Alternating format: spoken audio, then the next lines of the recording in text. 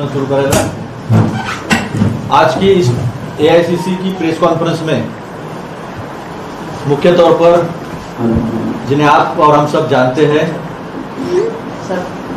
कोल्हापुर से कांग्रेस के सांसद श्रीमंत छत्रपति शाहू महाराज जी, महाराष्ट्र प्रदेश कांग्रेस कमेटी के सम्मानीय अध्यक्ष नानाभाऊ पटोले जी विशेषकर इस प्रेस कॉन्फ्रेंस को संबोधित करने आए। Maharashtra all India Congress committee के मीडिया एंड कम्युनिकेशन डिपार्टमेंट के चेयरमैन सम्माननीय पवन खेरा जी, माजी मंत्री सम्माननीय नसीम खान जी, चुरगे जी और सभी उपस्थित कांग्रेस के नेतागण।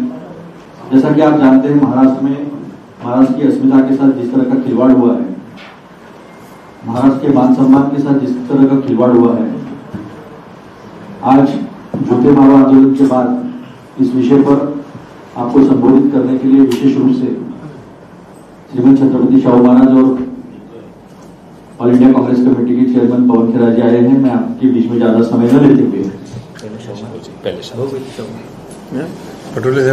पहले मैं सम्माननीय अध्यक्ष नानाभाऊ पटोले जी को विनंती करता हूं जो आपको संबोधित करें।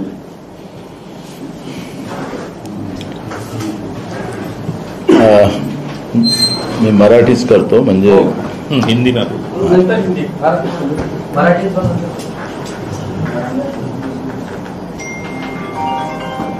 मी मगाशी सांगत होतो की महाराष्ट्राच्या आणि विशेष करून जेव्हा महाराजांच्या प्रतिमेचं अवमान त्या ठिकाणी झाला, त्यानंतर आमचं चुकलं, आम्हाला महाराज माफी द्या अशा पद्धतीचं आम्ही सगळ्यांनी ट्विट केलं। त्या पद्धतीचा एक व्हिडिओ पण आम्ही जाहीर केला। त्याच्यामागचा आमचा उद्देशच एक होता की महाराजांचा अवमान हे जे राज्यात आणि केंद्रात सत्तेमध्ये बसलेले लोक करतील हे कधीही आमच्या महाराष्ट्राच्या जनतेच्या मनामध्ये वाटत नव्हतं। पण हे सरकार पेशवाईपासूनच छत्रपती शिवाजी महाराजांचा विरोध करताना आम्ही पाहिला आणि आजही त्यांनी आमच्याच मतावर छत्रपती शिवाजी महाराजांचा अवमान करून महाराष्ट्राच्या स्वाभिमानाला ठेच पोहोचवली।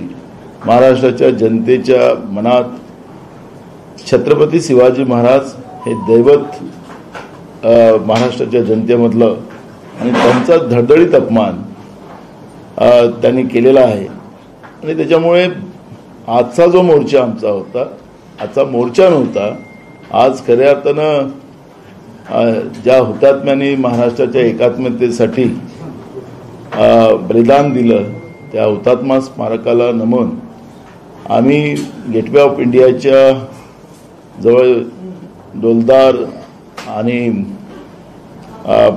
देशाच्या प्रवेशद्वारावर छत्रपती शिवाजी महाराजांची प्रतिमा गेटवे ऑफ इंडियाला लावलेली आहे। त्यांच्या चरणी जाऊन या नालायक सरकारचं घराणं महाराजांच्या चरणी मांडावं यासाठी आम्ही त्या ठिकाणी गेलो।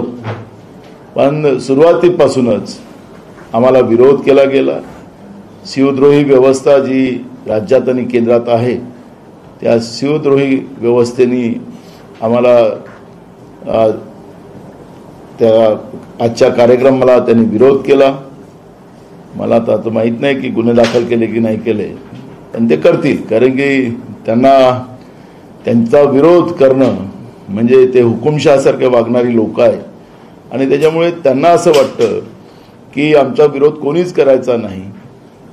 पण एक गोष्ट जे फेक नेरेटिव्ह फडणवीस आणि भाजपवाले टाकतात आहेत की काँग्रेसने छत्रपती शिवाजी महाराजांचा अवमान केलेला आहे, अशा पद्धतीचा एक फेक नेरेटिव्ह सध्या आता बीजेपी आणि फडणवीस करताना आम्ही पाहतो आहे। खरं तर पंडित जवाहरलाल नेहरूंचं इतिहास चुकीचा मांडणं हे भाजपच्या डीएनए मध्ये आहे। प्रतापगडावर छत्रपती शिवाजी महाराजांची प्रतिमा ज्यावेळेस मांडली गेली आणि पंडित जवाहरलाल नेहरू प्रधानमंत्री म्हणून त्या प्रतिमेचं अनावरण करायला आले, तर त्यावेळेस छत्रपती शिवाजी महाराजांच्या बद्दलचा गौरवोद्गार पंडित जवाहरलाल नेहरूजींनी केला होता. त्या उद्गारामध्येच त्यांनी सांगितलं की छत्रपती शिवाजी महाराज हे महाराष्ट्राचंच नव्हे तर देशाचं दैवत आहे. ही भूमिका त्यावेळेस पंडित जवाहरलाल नेहरूजींनी मांडली. सुरतेला लुटून पुण्याला आणायचं अशा पद्धतीचा खोटा इतिहास आम्ही केला. हा आम्ही नाही केलेला इतिहास. आज तर उलटा आहे. आता तो इतिहास नाही, आता तर साक्षात्कार आहे. पुण्याला आणि महाराष्ट्राला लुटून सुरतेला देणारी व्यवस्था आज महाराष्ट्रामध्ये बसलेली आहे. आणि म्हणून फेक नेरेटिव्ह बीजेपी आणि फडणवीसांनी टाकू नये, हा एक आमचा त्यांना प्रेमाचा सल्ला आहे. नाही तर आमच्याजवळ खूप साऱ्या गोष्टी आहेत की त्याला मांडू, पण ते आज आमच्यासाठी गरजेचं नाही. महाराजांच्या अवमानापेक्षा कुठलीही मोठी गोष्ट होऊ शकत नाही. महाराष्ट्रातल्या शेतकरी असतील, गरीब असतील, महिला असतील, मुली असतील, बेरोजगार असतील, हे प्रश्न आमच्यासाठी महत्त्वाचे आहेत. राज्य कर्जबाजारी करून ठेवलं आहे आणि पुन्हा राज्यावर कर्ज लादायचं आणि पुन्हा राज्याला बर्बाद करायचं, राज्याच्या संपत्त्या विकायच्या. आपल्या मंत्रिमंडळातल्या लाडके मंत्री योजना त्यांनी काढली. आज मी पाहिलं की 500 कोटीचा भूखंड एका मंत्र्याला त्यांच्या सचिवाच्याच पत्रावर त्यांनी रिमार्क करून त्याच्याला अलॉट केलेला आहे. कधी उद्योगपती जे मित्र आहेत मोदींचे, त्यांना मुंबईच्या प्राईम जागा, महाराष्ट्राच्या जागा द्यायच्या. आता लाडला मंत्री योजना आता त्यांनी काढली, त्याच्या माध्यमातून लूट चालू झाली. आणि अशा पद्धतीची लूट महाराष्ट्राची जी होती आहे ती आम्हाला थांबवायची आहे. ते युद्ध आमच्यासाठी महत्त्वाचं आहे. त्यामुळे इतिहासात जाण्यापेक्षा वर्तमानातली जी भूमिका आहे ती भूमिका आम्ही मांडू. आणि म्हणून भाजपने फेक नेरेटिव्ह टाकू नये आणि पंडित जवाहरलाल नेहरूंच्या बद्दलचे अपशब्द ज्या पद्धतीने ते वापरतात ते त्यांनी ते थांबवावेत, ही आमची भूमिका राहणार आहे. त्याच्यामुळे या सगळ्या विषयावर आज आपण पाहिलं असेल की शरद पवार साहेब असतील, उद्धव साहेब असतील, छत्रपती शाहू महाराज असतील, आम्ही सगळेजण आज, आम्हीच फक्त नाही तर महाराष्ट्रातली 13 कोटी जनता या सरकारच्या आणि नरेंद्र मोदीच्या सरकारच्या विरोधात लोकांमध्ये तीव्र नाराजी आपल्याला पाहायला मिळते आहे. आणि त्याच्यामुळे आज आम्ही प्रतिकृती फक्त ही होती. त्याच्यामुळे महाराष्ट्रामध्ये सगळीकडे आता उद्यापासून पुन्हा हे सगळे आंदोलन सुरू राहणार आहे. आणि आता छत्रपतीचा अवमान करणाऱ्या या व्यवस्थेला आता कुठलीही माफी नाही.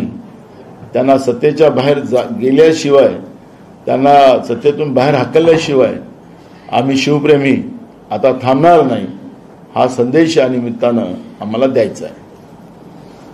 महाराज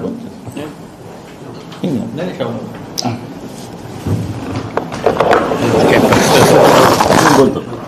महाराजांना प्रश्न विचारा. फडणवीस असे म्हणाले की सुरत जी लुटली तर लूट नव्हती, हा खोटा इतिहास आहे, सुरत लुटली नव्हती महाराजांनी, अशा पद्धतीने त्यांनी वक्तव्य दिले. तुमचं काय नाही प्रश्न काय तुमचा? प्रश्न त्यांचं वक्तव्य जे आहे इतिहासात जो उल्लेख झाला. एक मिनिट आपण प्रश्नावर येऊ. हा प्रश्नावर येऊ. महाराज एक मिनिट महाराज आपलं वक्तव्य करा. खेडा साहेब वक्तव्य करतील आणि मग प्रश्न बोला. वक्तव्य नको, डायरेक्ट प्रश्नावर येऊ देत नाही त्यांना. मग खेडा साहेबांना बोलू देत.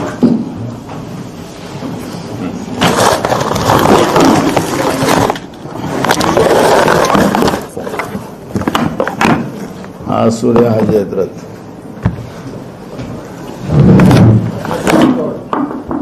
धन्यवाद. मंच पर हमारे तमाम वरिष्ठ नेता और आप सब, संडे के दिन आप सबको हमने तकलीफ दी, उसके लिए माफी. लेकिन मुद्दा ऐसा ही, महाराष्ट्र के लोगों के मन में दर्द है, पीड़ा है, गुस्सा है. और वो सिर्फ महाराष्ट्र के मन का गुस्सा नहीं है. मैं दिल्ली से आया हूं, पूरे देश के मन में गुस्सा है, पूरे देश के दिल में दर्द है. कोई सिर्फ राजे की मूर्ति नहीं टूटी, हम सबका जो राजे से प्रेरणा लेते हैं उनका दिल टूटा, आप सबका दिल टूटा. प्रधानमंत्री आए, आप सबके दबाव से माफी मांगी, लेकिन किस तरह की माफी? जैसे कोई पत्थर मार रहा हो ऐसी माफी। कभी हमने ऐसी माफी सुनी नहीं जिस तरह का गुस्से से माफी मांग रहे थे, जैसे पता नहीं क्या एहसान कर रहे हैं महाराष्ट्र की जनता पर। कोई राजे सिर्फ महाराष्ट्र के नहीं है, जैसे भगवान राम सबके हैं वैसे ही छत्रपति शिवाजी महाराज हम सबके हैं। और जो काम मुगल नहीं कर पाए, उनको तोड़ने की कोशिश मुगलों ने की, नहीं कर पाए, वो इन बेईमानों ने कर दिया। मैं इनको बेईमान इसलिए कहता हूं कि कहीं तो कुछ तो छोड़ देते, इसमें भी भ्रष्टाचार। नाना साहेब कर्माकर 1921 में मूर्ति बनानी शुरू की, 7 साल लगे मूर्ति बनाने, राजे की मूर्ति बनाई। 1928 में वो मूर्ति खत्म हुई। पुणे में आज भी वो मूर्ति लोग देखने आते हैं।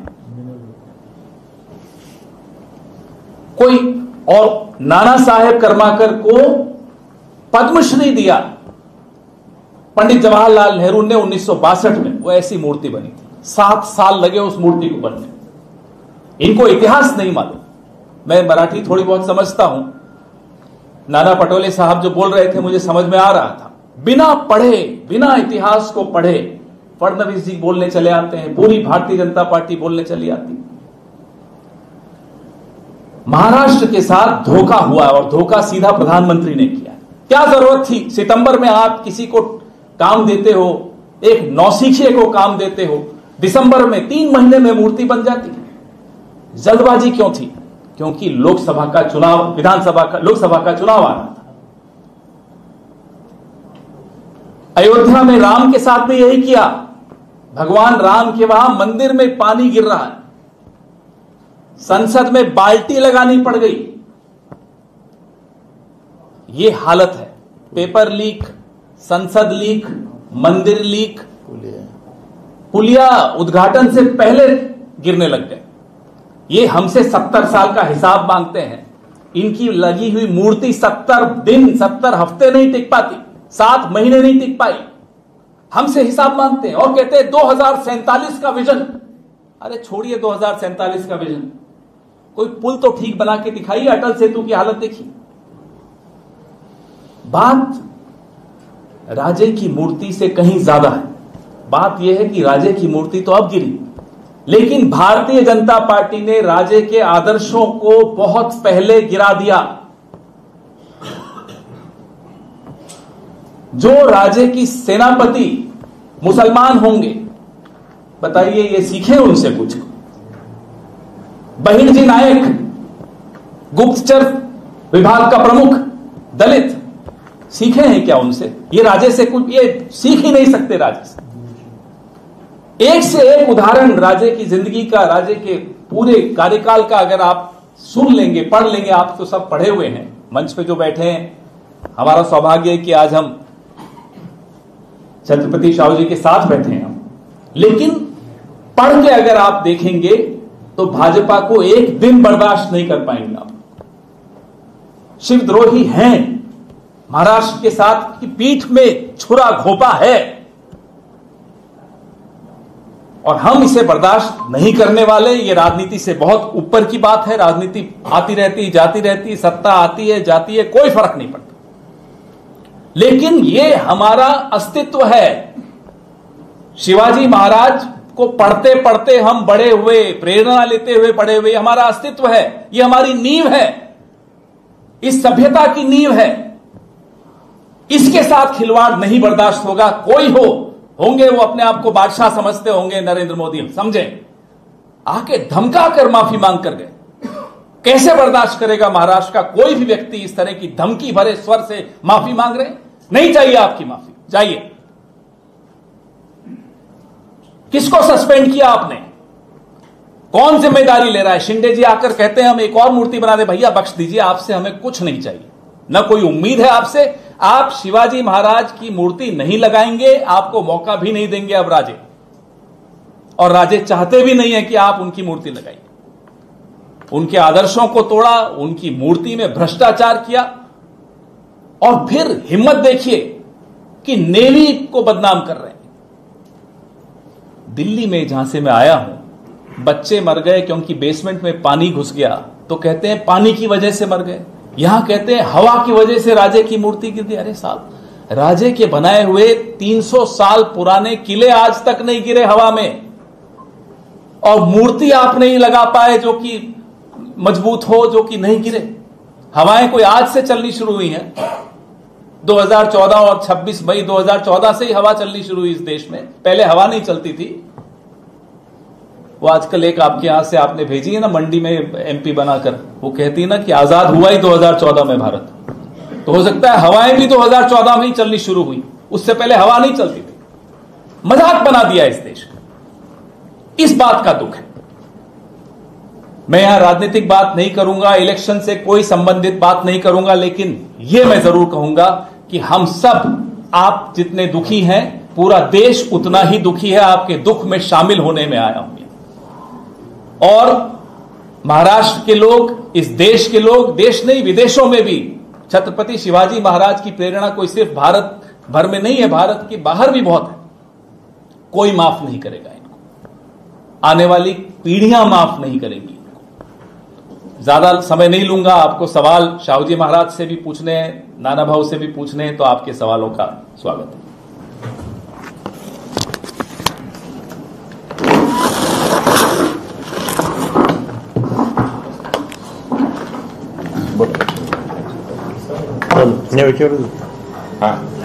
आज त्यांनी जो मुद्दा मांडला की काँग्रेसने खोटा इतिहास सांगितला महाराजांच्या संदर्भात, सुरत लुटीच्या संदर्भात खोटा इतिहास सांगितला, तुमचं काय मत आहे?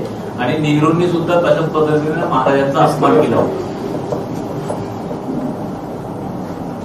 ते काय आहे की पूर्वीच्या शतकामध्ये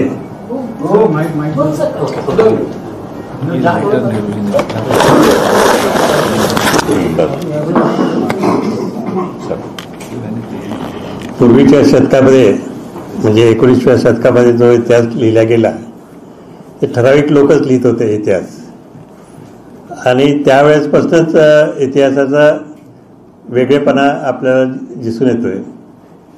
आणि काही त्यातलं जे इतिहास आपण वाचतोय तो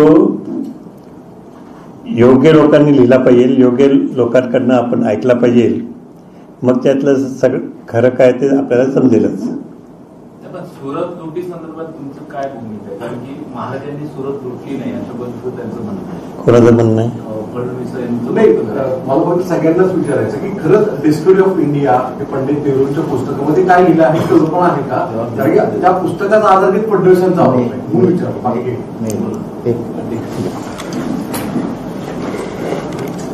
डिस्कवरी ऑफ इंडिया पुस्तकामध्ये त्याच्यामध्ये काही ऍडिशन त्याच्यामध्ये झालेलं आहे, कारण की पंडित जवाहरलाल नेहरू हे जेलमध्ये होते, ते त्यांना माहिती नाही, कारण स्वातंत्र्याच्या लढाईत त्यांचं काही योगदान नाही आहे, त्याच्यामुळे त्यांना ते माहिती नसेल. आणि त्यांनी जेव्हा देशातल्या प्रत्येक पॉइंटचा जेलमध्ये सदुपयोग करण्यासाठी त्यांनी डिस्कवरी ऑफ इंडिया पुस्तक लिहिलं. त्याच्यामध्ये छत्रपती शिवाजी महाराजांचाही बद्दलची त्या ठिकाणी भूमिका मांडलेली आहे. पण जेव्हा छत्रपती शिवाजी महाराजांना जेव्हा पंडित जवाहरलाल नेहरूजींना कळलं की माझे काही मुद्दे त्याच्यामध्ये चुकीचे आले आहेत, त्यांनी 1936 मध्ये, त्यांना अजून तर पत्र नसेल त्यांच्याजवळ, तर मी पाठवतो 1936चं पंडित जवाहरलाल नेहरूंचं, ते त्यांनी त्याच्यामध्ये लिहिले की ही जे काही पॉइंट्स आहेत त्याच्यामध्ये मी रिसर्च न करता लिहिलं गेलेलं आहे आणि त्याच्यामुळे माझे ते शब्द वापस घेतो. आणि त्या पद्धतीचं एक पत्र 1936 मध्ये पंडित जवाहरलाल नेहरूजींनी त्या ठिकाणी लिहिलेलं आहे. ते पत्र त्यांच्याजवळ नसेल तर मी त्यांना अजून पाठवतो. एक दुसरा महत्वाचा प्रश्न असा आहे की ही जी खोटं बोला आणि रेटून बोला हे भाजपसाठी काही नवीन नाही आहे ना, हे तर पहिल्यापासूनच जुनच आहे. त्याच्यामुळे चुकीचा काहीतरी इतिहास मांडायचा, कारण की इतिहासाचं काही यांचं घेणं देणंच नाही आहे. ज्या लोकांचं इंग्रजांशी संबंध होते तेच या देशात राहावे असं वागणारी काही लोक होती, त्यांच्याशी कोणाचा संबंध होते. मी काही यांचा इंग्रजांशी संबंध आहे असं म्हणणार नाही, पण जे काही होतं, काही डीएनए अजूनही देशामध्ये वाचलेले आहेत की त्यांना असं वाटतं की देशातलं स्वातंत्र्य संपलं पाहिजे. आणि स्वातंत्र्य संपलं पाहिजे असं वाटत असतं. त्यामुळे ते त्या पद्धतीचं वागतात आहेत. लोकशाहीच्या मार्गाने सत्य द्यायचं आणि ज्या लोकांनी छत्रपती शिवाजी महाराजांचा राज्याभिषेक करायला विरोध केला त्यांचं समर्थन करतात येत नाही लोक. आपटे कोण आहे ज्यांनी आता ही मूर्ती बांधली, त्याचा काय संबंध होता, काय अनुभव नाही, काही नाही, फक्त तो त्या लाईनचा आहे. त्याच्यावर आता आम्हाला आकडे कमी, आता माझे सगळे आकडे आले की 236 कोटी रुपये या प्रतिमेसाठी खर्च केले आणि त्या मूर्तिकाराला फक्त काहीतरी 36 लाख रुपये काहीतरी दिले त्या मूर्तिकाराला. हे पैसे गेले कुठं? भ्रष्टाचार लोकांनी सांगावं. काल मुख्यमंत्री सांगत होते की आम्ही कोणाचा टोल घेत नाही, कोणाचा टोल मागत नाही. अरे कमिशन खोली डायरेक्ट आहे ना तुमची, आणि हा आपटे कोणाचा मित्र, त्याचं उत्तर का देत नाही? झालेल्या चुकीचं त्यांनी खरं तर काय झालं की कोणाचं नाक कटते ना, नाक कटल्यानंतर त्याला नाक दाखवायचं नसतं म्हणून तो नाक घासत निघतो. यांचं खरं तर नाक कापलं गेलेलं आहे. म्हणून ते आता आज आम्ही शिवाजी महाराजांच्या समर्थनार्थ हे काढलेला होता. त्या ज्यांनी अपमान केला त्यांना पनिशमेंट मिळालं पाहिजे ही भूमिका होती.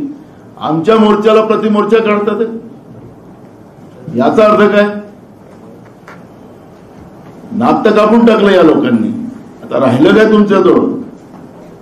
त्याच्यामुळे फेक नेरेटिव्ह न टाकण्यापेक्षा वस्तुस्थिती लोकांमध्ये मांडली पाहिजे आणि त्या पद्धतीनं पुढे गेलं पाहिजे. पण ते मानायलाच तयार नाही. मेरे मुर्गे की एकटा, अशी परिस्थिती आहे. हिंदीमध्ये याचं विश्लेषण प्रॉपर मांडतील. आपने भी पूछा छत्रपति शिवाजी महाराज से भी और हम सबसे,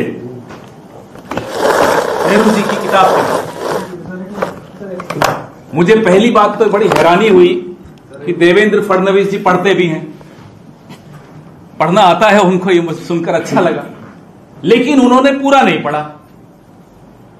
26 मार्च 1936 को नेहरू जी ने एक पत्र लिखा टीआर देवगिरीकर को इसी विषय में कि साहब मैंने जो किताब लिखी थी पहली एडिशन, वो जेल में लिखी जहां मेरे पास रेफरेंस मटेरियल नहीं था, लेकिन मेरी जो दूसरी एडिशन है मैं चाहता हूं आप जैसे दोस्त जो सुधार करना चाहते हैं, जो अपने इनपुट देना चाहते हैं वो दीजिए ताकि मेरी दूसरी एडिशन में मैं वो सुधार करूं. ये थे पंडित जवाहरलाल नेहरू. कोई धमका नहीं रहे थे. जब उन्होंने लिखा तो भी बड़े प्यार से लिखा कि साहब मेरे पास जेल में कोई सुविधाएं नहीं थी किताबों की, और इसलिए मैंने वहां बैठ के लिखा. 1936 की ये चिट्ठी यहीं के एक इतिहासकार को लिखी टीआर देवगिरीकर जी के नाम की, और उसके बाद एक और चिट्ठी लिखी, 2 चिट्ठियां उन्होंने लिखी श्री प्रकाश.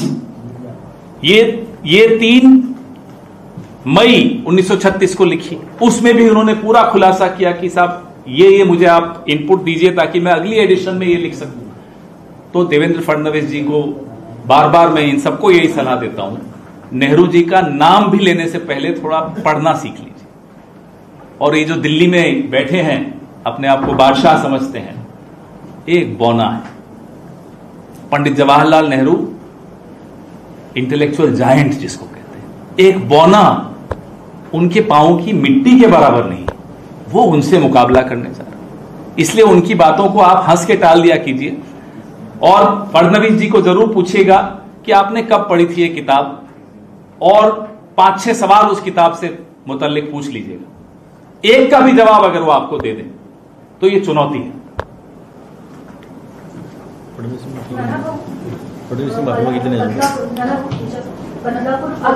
बलात्कार प्रकरण आणि आज मी गेल्या आठवड्यापासून आजपर्यंत जो मोर्चा सुरू केलेला आहे छत्रपती शिवाजी महाराजांचा पुतळा वगैरे, याच्यामुळे भाजपा गोटामध्ये अशी चर्चा आहे की जे ऑक्टोबर नोव्हेंबर होणाऱ्या महाराष्ट्राच्या विधानसभाच्या निवडणुका आणि त्या पुढे याच्यावर असं वाटतं का त्यांच्या पायाखालची वाळू सरकली?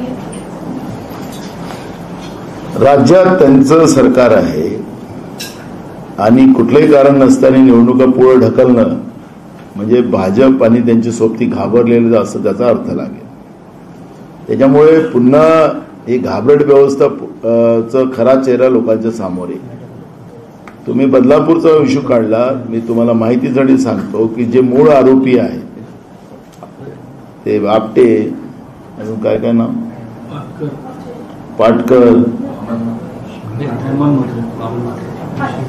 हे अशी लोक कुठे गेली? पाकिस्तानात आहे की कुठे आहेत? महाराष्ट्रातलं पोलीस एवढं कमजोर झालं की अजून त्यांना पकडलं नाही. या नराधमाला तुम्ही मोकाट का सोडताय? आणि त्यांचा सरकारी वकील तर वकिली अशी करतो की जसं ते सायकलचा मार आहे म्हणून सांगतोय. लाज तर वाटलं पाहिजे. कुठल्या दिशेला चाललेलं आहे महाराष्ट्र? त्यामुळे मी त्या बदलापूरचा नाही, आज महाराजांची चर्चा आहे त्याच्यामुळे मी त्याच्यावर आज आम्ही फार गंभीर आहोत. आम्ही सगळेजण महाराजांचा अवमान कोणीच सहन नाही, म्हणजे इतक्या दुःखी कष्टी मनाने आम्ही आज पूर्ण, कारण की महाराष्ट्राच्या 13 कोटी जनतेच्या भावना आहेत, त्या भावना मांडण्याच्या दृष्टिकोनातून आज मी मगाशी उल्लेख केला की छत्रपती शाहू महाराज असतील, शरद पवार साहेब असतील, वय त्यांचं तरी ते पैदल चालायला लागलं. हे सांगायचं तात्पर्य की जनतेच्या भावना किती तीव्र असतील महाराष्ट्राच्या, आणि हे लोक गंमतखोरी करतात आहेत जे सत्तेमध्ये बसलेले आहेत. अजूनही फडणवीसांनी माफी नाही मागितली. केवढा घमंड आहे. तर त्याच्यामुळे आम्हाला त्यांच्याबद्दल फार काही बोलायचं काही संबंध नाही. पण जी काही आज महाराष्ट्राच्या जनतेची भावना आहे, नव्हे तर देशात नव्हे तर जगामध्ये शिवप्रेमी जे आहेत त्यांच्या भावना तीव्र आहेत, या सरकारने समजलं पाहिजे. आणि नसेल समजतो तो त्यांचा भाग. देवेंद्र फडणवीस यांनी आरोप केला आहे की अनिल पडलीवरचे प्रचार प्रमुख होते, त्यांनी मुख्यमंत्री लाडकी बहीण योजना तुमचा कार्यक्रम झाला. उद्धव ठाकरे म्हणाले की हे या सरकारला गेट आउट ऑफ इंडिया केलं पाहिजे. तर त्याच्यावरती मुख्यमंत्री म्हणाले की तुम्हाला 2 वर्षापूर्वीच गेट आउट केलंय जनतेने. महाविकास आघाडीलाच 2 वर्षापूर्वी गेट आउट केलेला कोणी केलं? खोक्यांनी केला. बरोबर आहे, ते बरोबर म्हणाले.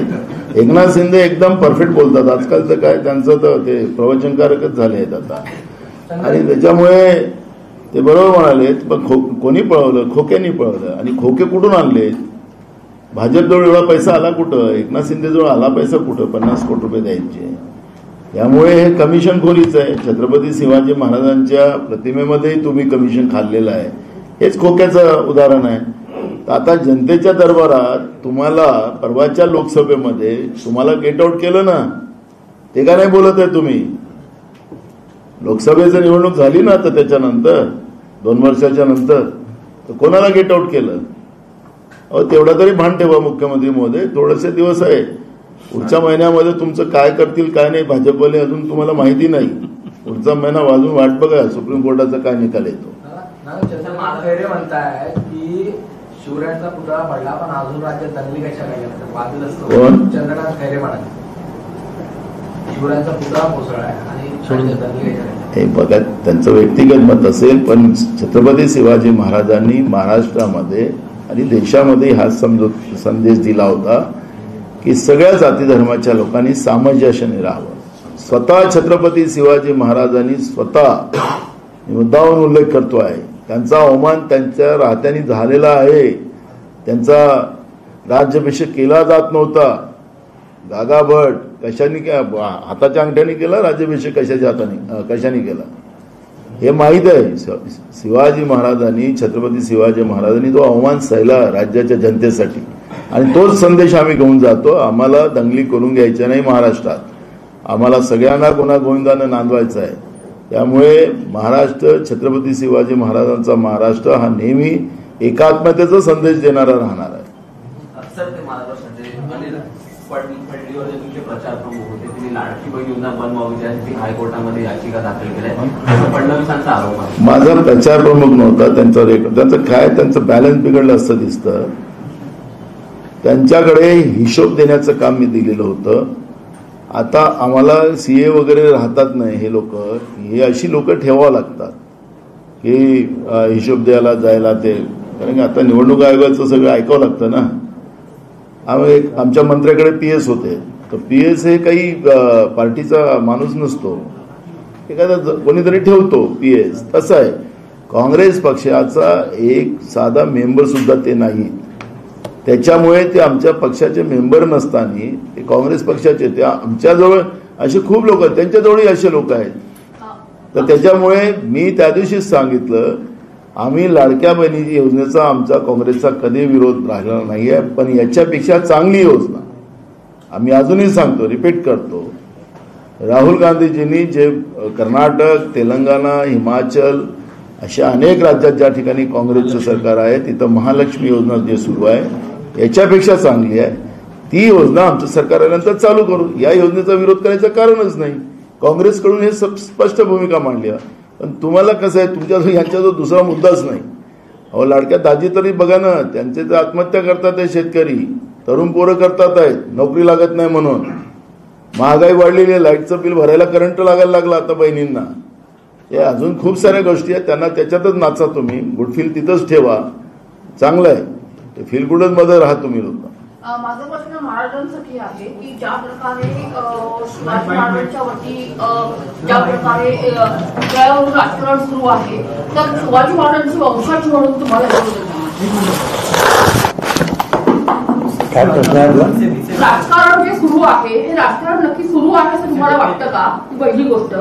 या पुतळ्यावरून जे काही होतंय तर ते राजकारण आहे का? आणि जर हे होतंय याच्यात मला राजकारण काही दिसत नाहीये. जे घडलं ते चुकीचंच घडलं आणि जे कशासाठी घडलं हे आपल्याला लक्षातच आहे की 8 महिन्यापूर्वी त्याचं जेव्हा अनावरण झालं पुतळ्याचं, घाईघाईनी झालं आणि पुढे इलेक्शन होतं, त्या दृष्टिकोनातून त्यांना करून घेतलं त्यांनी आणि त्याचा आपल्याला रिझल्ट आपल्या पुढे दिसलाच आहे. आज नाही, मी महाराजांनी जे सांगितलं बरोबर सांगितलं. मगाशी आमचे राष्ट्रीय प्रवक्ते यांनी पण सांगितलं की हे जे बीजेपी आणि एकनाथ शिंदे ज्या पद्धतीने सांगतात की याच्यावर राजकारण चाललेलं आहे, ही घटना राजकारणाच्या पलीकडची आहे. ज्यांना राजकारणच करायचं आहे ते लोक असं हे लाईन बोलतात. हे राजकारणाच्या पलीकडची आहे. ही दैवताचा अवमान आहे. या जनभावनेचा अवमान या लोकांनी केला. महाराष्ट्राच्या स्वाभिमानाला ठेच लावलेली आहे आणि त्यांना ते राजकारण सुचत आहे. कमिशन खायला राजकारण नाही समजलं का? भ्रष्टाचार करायला ज्यांना राजकारण नाही समजलं का? त्याचं उत्तर का देत नाही लोक? पण या गोष्टीला राजकारणाकडे वळण ठेवून लहान मुलीवर अत्याचार होतो त्याला राजकारण सांगतात. हे म्हणून मी आपल्याला सांगतो, तिथं बदलापूरमध्ये काही मंत्री पण गेले होते चमका करायला. त्या लोकांनी काय प्रश्न केला होता की हे घटना आमच्याशी झाली दुसऱ्याशी झाली तर काय होईल? आपल्याला तसं बोलता येत नाही.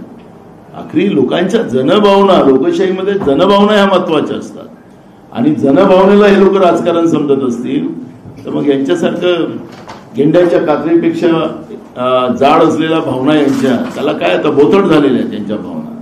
त्यामुळे याच्यावर काय प्रतिक्रिया द्यावी? त्यामुळे याला राजकारणात घेऊन जाऊ नका. छत्रपती शिवाजी महाराजांचं हे जो अवमान आहे, महाराष्ट्राच्या 13 कोटीचा अवमान आहे, स्वाभिमानाला ठेच लागलेला आहे. म्हणून हे राजकारणाच्या पलीकडे आहे. हे सगळ्यांनी ध्यानात ठेवलं पाहिजे आणि म्हणून त्यांनी सुद्धा हे जेवढे लोकांनी पाप केले याच्यामध्ये त्यांना तातडीनं कारवाई करावी ही आमची भूमिका आहे. आता कारवाई करायला काय अडचण आहे यांना? तो आपटे पण पळाला, जो मूर्तिकार होता तोही पाकिस्तानमध्येच गेला असेल. मग हे सगळ्या गोष्टी जेव्हा होतात आहे, पुढे गेला का नाही पकडला अजूनपर्यंत? ते बदलापूरचे काय लोक नाही पकडले अजूनपर्यंत? काय चाललंय इथं? त्याच्यामुळे राजकारण कोण करते हे लोकांना कळत आहे ना. आणि फक्त विरोधकांना ते राजकारण करायचं सांगतात. विरोधकांनी कुठलं राजकारण केलं नाही. हे राजकारणाच्या पलीकडच्या जनभावना आहेत. मुलीवर होणारा अत्याचार, महाराजांचा अवमान हे राजकारणाच्या पलीकडे आहे. आणि नाही समजत त्या लोकांना आता त्यांच्या तोंडाला कोण बंद करणार? ते काही बोलतात. जनतेच्या पैशाची उधळपट्टी चालू आहे. रोज कार्यक्रम करतात करोडो रुपये आणि त्या कार्यक्रमामध्ये तुम्हाला सांगतो, जो कार्यक्रम शासकीय कार्यक्रम असतो त्यांचा शासनाचे पैसे खर्च होतात, त्या कार्यक्रमामध्ये जिथं 1 कोटी रुपये लागतात तिथं 10 कोटी खर्च करतात हे लोक. आणि तुम्हाला माहितीसाठी सांगतो, काल नागपूरमध्ये मला सांगत होते की सगळ्या शासकीय बसेस त्यांनी ताब्यात घेतल्या महिला आणण्यासाठी. शाळेत जाणाऱ्या मुलींसाठी बसेसच नाही, मुलांसाठी बसेस नाही. ते कोणासाठी करतात हे लोक? आणि कसं त्या प्रशासकीय व्यवस्थेच्या माध्यमातून महिला गोळा करतात ते पण सगळ्यांना माहिती आहे. त्यामुळे ज्या लोकांच्या बद्दल फक्त स्वार्थ असेल त्या लोकांना, त्यांना राजकारण कळत, फक्त राजकारण शब्द माहिती आहे. आणि म्हणून या घटनेला राजकारणात न नेता हे राजकारणातल्या पलीकडची घटना आहे. महाराष्ट्रातल्या मुली या शाळेतही अजूनही सुखरूप नाही. एक घटना नाही आहे बदलापूरची, रोज घटना आहेत. आज पण 2 वर्षाच्या चिमुकलीला अपहरण करून घेऊन गेले. आज मी पाहिलं सकाळी पेपरमध्ये. काय चाललं काय या महाराष्ट्रात? त्याच्यामुळे ही जी काही परिस्थिती आज महाराष्ट्रातली आहे ही भयावह आहे. या परिस्थितीला राजकारणाकडे तुम्ही पण माध्यमांनी सुद्धा याला राजकारणाच्या दृष्टीने बघू नये. ही राजकारणाच्या पलीकडच्या घटना आज महाराष्ट्रामध्ये होतात आहेत. आमची भूमिका, याला आमचं कुठलंही राजकारण करायचा उद्देश नाही, पण ह्या महाराष्ट्रातल्या 13 कोटी जनतेच्या ह्या भावना आहेत, आम्ही त्या मांडू आणि त्याला राजकारण बोलायचं असेल तर तो त्यांचं काम. मुख्यमंत्री अगर लगातार ये कह रहे हैं कि आप अगर गेटवे ऑफ इंडिया पे जाके आंदोलन करते हैं तो महाराष्ट्र की जनता ने आपको 2 साल पहले गेटवे ऑफ वहां से निकाल दिया है, बता दिया ना. तो क्या वो वजह रही उनका जो नैरेटिव है कि आपको तो पहले निकाल दिया, क्या लायक नहीं समझ? देखो, एकनाथ शिंदे जी हवा में है, हवा में बात कर रहे हो, उनका इश्यू है. पर सरकार खोके से आई थी, सरकार कमीशन खोरी के पैसे से आई थी, तो उसको जो 2 साल के पहले भगाया था तो खोके की सरकार आई.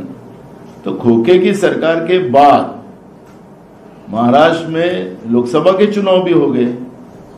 तो लोकसभा के चुनाव में किसको भगाया गया? इनको तो तड़ीपार किया ही ना. अब गलती हो गई लोगों ने इनकी, थोड़े से सांसद चुना के दिया. तो अब लोगों को समझ में आ गया कि ये लोग तो धोखेबाज है, ये तो महाराष्ट्र के दैवत का भी अवमान करने वाले लोग हैं. अब तो आंदोलन चुनाव से क्यों भागे आप लोग? ये 1 नेशन 1 इलेक्शन बोलने वाले नरेंद्र मोदी जी लाल किले से इस बार दहाड़ रहे थे वो अपने स्टाइल में. तो देश के 4 राज्यों के चुनाव क्यों नहीं लिए साथ में? 2 राज्यों के क्यों लिए? 4 राज्यों के क्यों नहीं लिए? 1 नेशन 1 इलेक्शन की बात करने वाले. तो इसलिए जनता अब चुनाव के इंतजार कर रही है. चुनाव लगने दो, और चुनाव जल्दी लगना चाहिए, नहीं तो ये तो तिजोरी में बचे उचे वो भी पैसा जनता का पूरा उड़ा देंगे. ऐसी परिस्थिति है. दूसरा सवाल ये कि जिस तरीके से लगातार Devendra Fadnavis discovery of India का तो उल्लेख करते हैं, साथ ही अगर हाल की घटना में कहें तो कर्नाटक का भी उल्लेख करते हैं. वहां भी आपने छत्रपति शिवाजी महाराज के पुतले का अवमान किया, वहां पर लाके गिरा दिया. अभी इनके जो राज्यपाल थे यहाँ पर भगत सिंह कोश्यारी, उन्हें छत्रपति शिवाजी महाराज के बारे में क्या बोला? वो भूल गए. वो भूल गए. फुले सावित्रीबाई फुले और महात्मा ज्योतिबा फुले को क्या बोले? वो भूल गए. अरे वहां शिवाजी महाराज की प्रतिमा गिराई नहीं गई है. जैसे अपने यहाँ पे जब रोड डेवलपमेंट होता है तो जो ये पुतले होते हैं तो उसको साइड में उसको अलग से बिठाए जाते हैं. तो महाराष्ट्र में तो कई पुतले इन लोगों ने इस तरह के किए. तो क्या इनने अवमान किया है? अरे झूठ बोलने का भी कुछ लिमिट होती है. लेकिन तुमने जो शब्द के बाण डाले हैं, तुम्हारे गवर्नर ने, वो क्या नाम था उसका, कोश्यारी ने क्या क्या बोला उसने. तुम्हारा एक सांसद वो क्या मोहन नाम का, वो छत्रपति शिवाजी महाराज की तुलना मोदी के साथ करता है. मोदी और छत्रपति शिवाजी महाराज की तुलना हो सकती है? जो इस तरह से अवमान करने वाले लोग, तो फडणवीस को कहिए कि वो भी संयम रखे. पता है गलती हो गई, उनको भी पता है हमारी अब गलती हो गई, लोग हमारे पे गुस्सा है, लेकिन फेक नैरेटिव ना डाले ना. हमारा सलाह है उनको भी, लोगों के जख्मों पे नमक मत डाले. लोग बहुत गुस्से में, अगर इस तरह का नमक जख्मों में डालेंगे तो उसके परिणाम उनको भुगतने पड़ेंगे. हम नहीं चाहते कि महाराष्ट्र में ऐसा कोई दंगा फसाद हो और कुछ नहीं तो लोग कितना भी इनको Z+ लगाए, कुछ भी लगाए, लोग नहीं संभालेंगे. इसलिए जो है उसी बारे में चर्चा करे, इधर की उधर की बात न लाए. यही हमारा उनको सलाह है. वाड़वन डैम के वाड़वन पोर्ट के जब इनॉग्रेशन के बारे में प्रधानमंत्री तो 2 बातें की. एक तो उन्होंने महाराष्ट्र जनता की और महाराष्ट्र को माफी मांगी. साथ में उन्होंने ये कहा कि जो वीर सावरकर का अपमान करते हैं वो कभी माफी नहीं मांगते. हम देखिए, हम तो माफी मांगते हैं. देखो, वाड़वन बंधारा मत बोलिए उसको, अडानी पोर्ट बोलिए उसको. वो गलत नाम बताते हैं आप. मोदी जी का इंटरेस्ट उसमें क्या है वो आपको आने वाले दिनों में मिलेगा. वाडवण बंदर यानी अडानी पोर्ट है वो, उनके लिए वहां के स्थानिक लोगों को बर्बाद करने की व्यवस्था वो बनाई। वो जो लोग जमा किए थे वो महाराष्ट्र के लोग नहीं थे, वो पालघर डिस्ट्रिक्ट के लोग नहीं थे, वो गुजरात से लोग लाए गए थे। और गुजरात में उस समय में बाढ़ चल रही थी, वहां लोग मर रहे थे, लेकिन इनने अपने स्वार्थ के लिए वो उधर मरने वाले मरे और इधर गुजरात से लोग लाके जमा कर वो लोग फोकस दिखा रहे थे। वहां के लोगों का जोरदार से विरोध था वहां पर, और लोगों ने कहा कि ये इसको रोका जाए। हमारे स्थानिक लोगों का विरोध है, हमारे पर्यावरण को खतरा है, मछुआरों का पूरा भविष्य यहाँ खत्म होने वाला है, आदिवासी का भविष्य खत्म होने वाला है, ये मांग वहां के लोगों की थी। और लोगों का वहां प्रेशर था कि मोदी जी माफी मांगो, ऐसी ये थी, इसलिए उन्हें गुस्से में माफी मांगी। अब रही सावरकर की तुलना और छत्रपति शिवाजी महाराज की तुलना कैसे कर सकते आप लोग? कितना गुस्से में था, जैसे साहब ने कहा, इतने गुस्से में कहा उन्होंने। आज भी मैं देखता हूं उसके बड़े वीडियो उनके वायरल हुए हैं। स्टाइल ऐसा था कि मैं माफी मांगना ये मेरे स्वभाव का नहीं है, लेकिन अब चुनाव है इसलिए मैं मांग रहा हूं, चुनाव के बाद तो मैं देख लूंगा तुमको, ऐसा था वो। बाद में देख लो। और भगवान राम के मंदिर में अयोध्या में जो हुआ, पानी गिरा, लेकिन चुनाव हो चुका था, अयोध्या में जब पानी गिरा मंदिर में, माफी मांगी नहीं मांगी, क्योंकि काम निकल गया, चुनाव हो गया, हार गए वहां से। यहाँ पे राम जी का नाम भी नहीं लेते, अब तो नाम भी नहीं लेते, जून के बाद नहीं लिया। अभी जगन्नाथ महाराज जी का संसद जो कि मंदिर है लोकतंत्र का, वो टपक गया, हजारों करोड़ से बना हुआ, माफी मांगी नहीं मांगी। तो ये जो माफी है ये सिर्फ चुनावी माफी है। और जैसा कि अभी साहब बता रहे थे नाना भाऊ, एकदम जैसे मेरे शान में गुस्ताखी हो गई, मैंने ऐसे माफी मांगी, माफी मांगता हूं। अरे भाई कौन हो, झुक के तो माफी मांगो साहब, कौन हुआ आप? क्या छत्रपति शिवाजी महाराज से ऊपर तो नहीं हो, उनके पांव के बराबर नहीं हो, मैं माफी मांगता हूं? अरे भाई थोड़ा ये परेश रावल से जो ट्रेनिंग लेकर बोलना सीखे हैं ना, ये बड़ी दिक्कत है। उन्हें समझ में नहीं आता कि कहां कैसे बोलना है। परेश रावल कहीं चूक गए बेचारे। अच्छा एक्टर है, बोलना भी अच्छा आता है परेश रावल को, लेकिन उनका ये जो शिष्य है ना नरेंद्र मोदी, ठीक सीखा नहीं। माफी मांगना जिसको नहीं आता वो क्या खाक इस देश पे राज कर सकता है? इस देश पे राज करने वाले का दिल बड़ा होना चाहिए और खुद थोड़ा झुका हुआ होना चाहिए। उनका सुधांशु त्रिवेदी के एक मिनट, सुधांशु त्रिवेदी बोला था ना महाराज के बारे में। हाँ वो भी बोला था, हमने उससे माफी मंगवाई थी, सुधांशु त्रिवेदी से भी, बिल्कुल ठीक बात है। और जो बात आदर्श की हो रही है, राजे के आदर्श, बनारस में कल आपने देखा कि बलात्कारी को बेल मिली। आज सोशल मीडिया पे हमने देखा कि उसको केक खिलाया जा रहा है, उसका स्वागत हो रहा है। इससे पहले गुजरात में हमने देखा बिल्किस बानो के जो बलात्कारी थे उनको मालाएं पहनाई गई। इससे पहले हमने कठुआ, उन्नाव, हाथरस सब जगह देखा कि भारतीय जनता पार्टी बलात्कारियों के पक्ष में खड़ी हुई थी। राजे के वक्त का न्याय होता तो चौरंग सुना होगा, पढ़ा होगा, वैसी सजा होती थी। कहां वो आदर्श और कहां ये लोग, और यहां फिर ऐसे कुर्राते हुए चिल्लाते हुए माफी मांगने वाला आदमी। इनको तो माफी जिस तरह से मांगी उस पर एक और माफी मांगनी चाहिए कि साहब गलती से ऐसे माफी मांग ली मैंने। नाना भाव से भी सवाल है आपसे कि मौजूदा स्थिति हम जो राजनीतिक है, सामाजिक आप देख रहे हैं, क्या लग रहा है कि कांग्रेस महाविकास आघाड़ी की सरकार आती हुई आपको लग रही है?